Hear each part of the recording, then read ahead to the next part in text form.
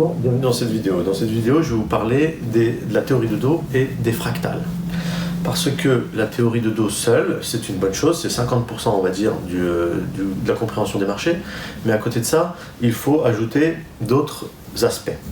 Alors, tout d'abord, la théorie de Do. Mais avant d'aller plus loin, abonnez-vous à cette chaîne, activez la petite cloche pour recevoir mes vidéos suivantes.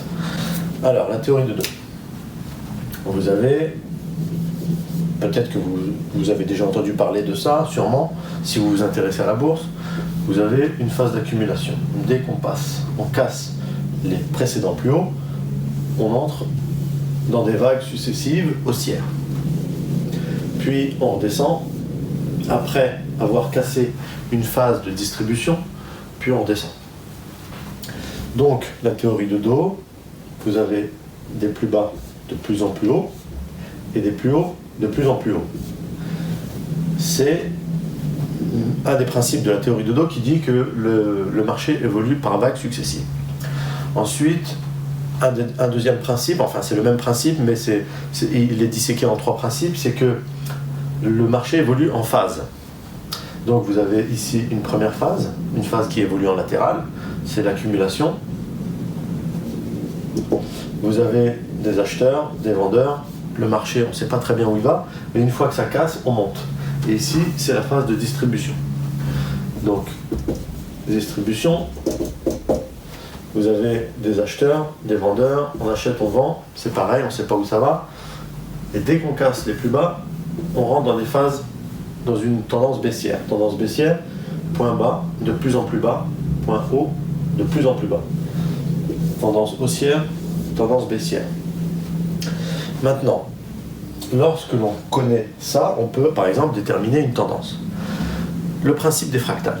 Les fractales, qu'est-ce que c'est ? On a des exemples, par exemple, le flocon de coche. Le flocon de coche, ce serait ça.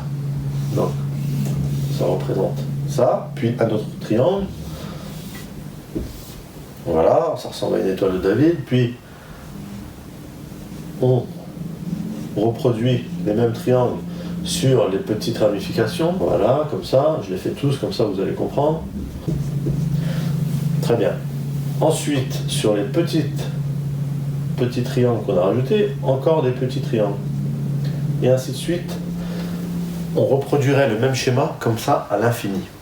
Donc à la fin, ça donne un flocon qui ressemblerait plutôt à ça.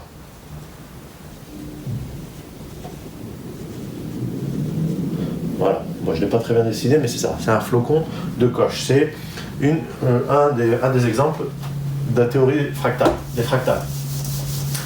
On a aussi le triangle de Sierpinski. Triangle de Sierpinski, ça donnerait ça. Ça, on a un autre triangle à l'intérieur. Le même schéma reproduit à l'infini, on le retrouve dans la nature, on le retrouve dans les feuilles, dans les arbres, dans les fougères. On le retrouve un peu partout, dans les galaxies, dans les ailes des papillons, dans les coquillages, voilà. Eh bien, les financiers ont adopté ce mode de reproduction, puisque contrairement à ce que la croyance populaire pense, c'est que les marchés n'évoluent pas au gré du hasard.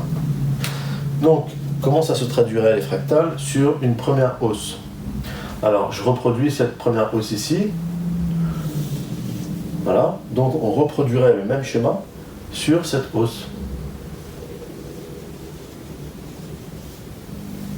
Voilà. Donc, c'est un des principes des fractales qui est appliqué au marché boursier. Alors, cette petite hausse,